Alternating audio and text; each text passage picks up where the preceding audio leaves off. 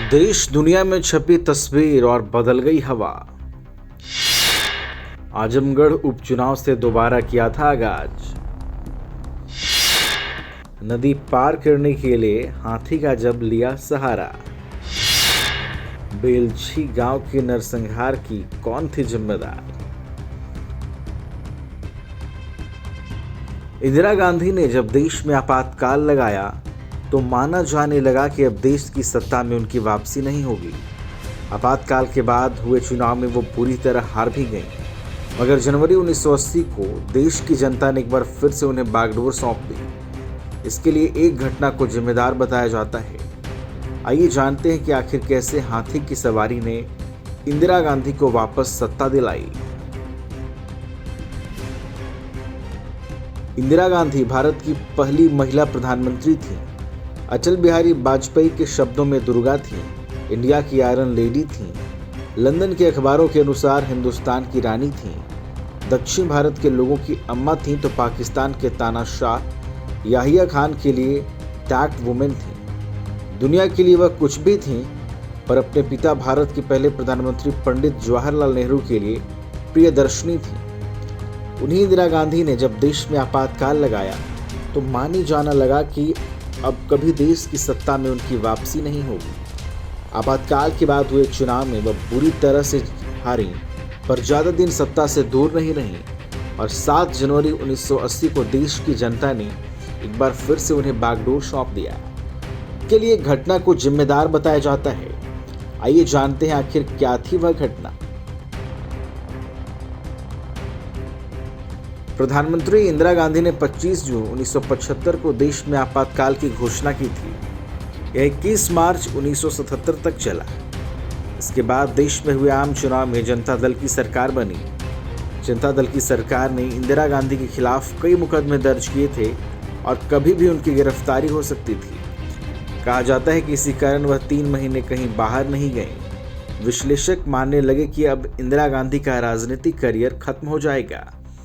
हालांकि बिहार की यह घटना और इंदिरा गांधी की उस पर प्रतिक्रिया ने सब कुछ बदल कर रख दिया। देश के प्रधानमंत्री मोरारजी देसाई थे और बिहार में उन्हीं की पार्टी के मुख्यमंत्री थे कर्पूरी ठाकुर। तभी 27 मई 1977 की एक घटना ने इसे बिहार के इतिहास के लिए काला दिन बना दिया।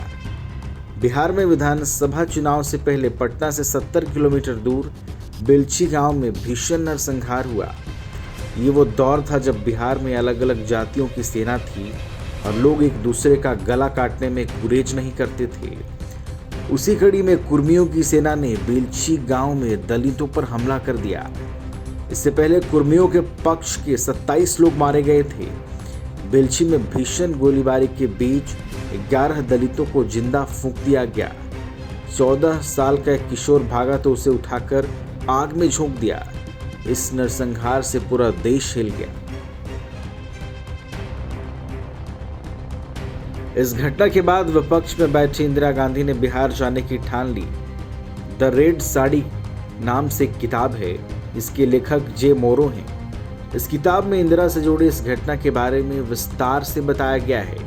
वह लिखते हैं, जब सोनिया गांधी को पता चला कि इंदिरा जी बिहार जाने वाली हैं तो उन्होंने रोकने की कोशिश की। उस वक्त हालात ठीक नहीं थे और इंदिरा जी के साथ कुछ भी हो सकता था। हालांकि वह नहीं मानी। अगस्त की 13 तारीख को इंदिरा गांधी दिल्ली से प्लेन से पटना पहुंची तो वहां भारी बारिश हो रही थी। वहां से वह कार से बेलछी के लिए रवाना हुई तो खराब रास्ते और कीचड़ ने कार आगे नहीं बढ़ने दिया।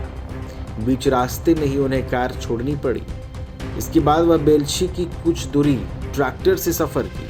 हालात और मौसम को देखते हुए लोगों ने इंदिरा जी को और आगे नहीं जाने की सलाह दी, पर वह नहीं मानी। तभी रास्ते में एक और रुकावट आ गई। भारी बारिश के बीच उफनाती नदी मुंह बाएं खड़ी थी।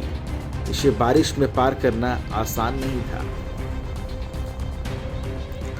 अब सवाल खड़ा हो गया कि इंदिरा जी को नदी कैसे पार कराई जाए। काफी सोच विचार कर हाथी मंगाया गया।